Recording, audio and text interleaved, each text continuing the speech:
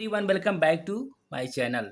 Some application of trigonometry class 10 exercise 9.1 NCERT book से लिया गया है। क्वेश्चन नंबर 2 करा a tree breaks due to a storm and the broken part bend so that the top of the tree touches the ground making an angle 30 degree with it.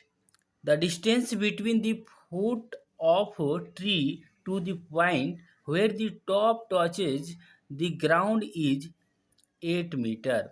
Find the height of tree. कहने का अर्थ है कि A B मान के चलिए क्या है, एक पेड़ है. ये क्या हो रहा है, पेड़ आंधी की झोंके से, है ना, ड्यू टू स्टॉर्म, आंधी की झोंके से बीचों बीच, ये क्या बीचों बीच नहीं कह सकते, इसके बीच में कहीं से पॉइंट सी से ये क्या हो जा रहा है, ब्रोकन हो जा रहा है. और इसके टॉप जो है ना, ये पॉइंट, ये ग्राउंड पर गिर जाता है डी पॉइंट पर. यानी कहने का अर्थ है इसी का जो लेंथ है वही सी डी का लेंथ है. तो कह रहा है कि आपको, और ये दूसरी बात कह रहा है, ये पॉइंट जो गिर रहा है ये जड़ से, रूट से 8 मीटर की दूरी पर ये गिर रहा है. तो कह रहा है आप बताइए पेड़ की ऊंचाई कितनी थी. तो पेड़ की ऊंचाई याद करने के लिए हमें क्या निकालना पड़ेगा, बी सी प्लस ए सी. तो ए सी निकलेगा कैसे, मान लीजिए ए सी ही लंबाई सी डी के बराबर है. तो मान के चलिए इसको हम एक्स मान लेते हैं बाबू. तो यही तो एक्स ये है, बोलिए है कि नहीं. तो सबसे पहले सॉल्यूशन में क्या लिखते हैं देखिएगा, लिखेंगे let A B is height of tree, height of tree.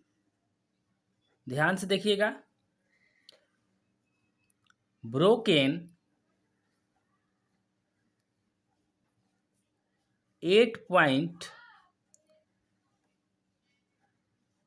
सी, ये बीचों बीच का हो रहा है, टूट जा रहा है सी, एंड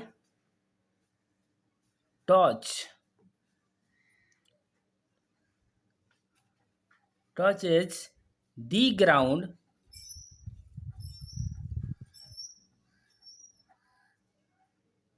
एट पॉइंट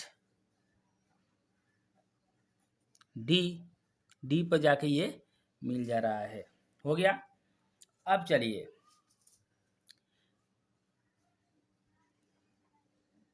सबसे पहले देखिए हम क्या लेते हैं. ये सब क्वेश्चन को बनाने के लिए सबसे पहले ये ट्रिक होता है. ट्रिक क्या होता है, पंडित बद्री प्रसाद हरी हरी बोल, ये आपको याद होना चाहिए, इसी से बनेगा. हम अभी आपको बताएंगे कौन सा ट्रिक लगेगा. बी और एच, बी पी और एच, बी और एच, पी और बी रहेगा तो कौन सा ट्रिक लगेगा. देखिए सबसे पहले लिखेंगे in triangle B C D, B C D.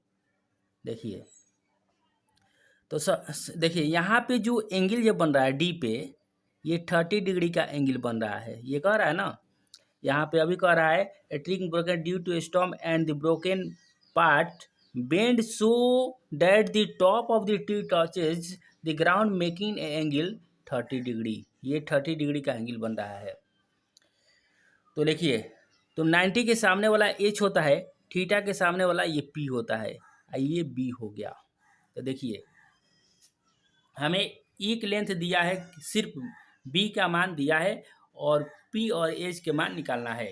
तो एक बार बी और पी में रिलेशन लेंगे, पी और बी में रिलेशन लेंगे एक बार, और बी और एच में रिलेशन लेंगे. तो देखिए पी और बी में रिलेशन, पी और बी में रिलेशन यानी क्या होता है, टैन होता है. तो लिखिए टैन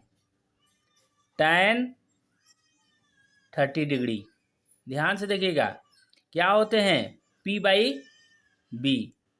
अब बताइए P का वैल्यू क्या है, BC है ना, तो BC डिवाइड बाई B का वैल्यू कितना है, 8, तो खुद दिया है. अब चलिए 10 30 का वैल्यू क्या होते हैं, 1/√3 इक्वल टू BC बाई 8। ठीक है। अब चलिए, अब इसको क्या करते हैं, क्रॉस मल्टीप्लाई करेंगे तो क्या हो जाएगा, √3 BC इक्वल टू 8। फिर क्या हो जाएंगे, BC हमें निकालना होगा, तो BC इक्वल टू क्या हो जाएंगे, 8/√3। ठीक है। अब चलिए, अब लेंगे एगेन। एगेन में क्या लिखेंगे, एगेन में आप देखिए, हमें b के मान दिया है, एज का मान निकालना है, तो b और एज, b बाई एज को क्या कहते हैं, बोलिए, कॉस कहते हैं।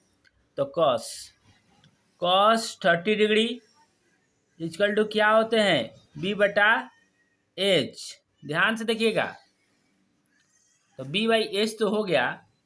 अब चलिए, cos 30 का वैल्यू क्या होते हैं, √3/2 डिवाइड बाई b का वैल्यू कितना है, 8। एच का वैल्यू कितना है, एच का वैल्यू x माना गया है, तो x मान लो। तो क्या हो जाएंगे बताइए, यहाँ पर फिर लिख लेते हैं, तो क्रॉस गुना कर दीजिए, तो ये हो जाएंगे √3x इक्वल टू 2 8 जा 16। तो x इक्वल टू क्या हो जाएंगे, 16/√3। अब लिखेंगे, नाउ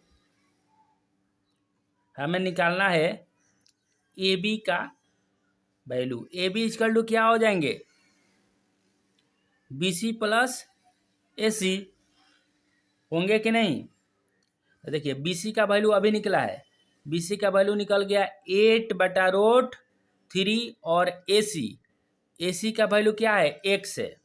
तो x के मान कितना निकला, अभी अभी निकला है, ये निकला है 16/√3।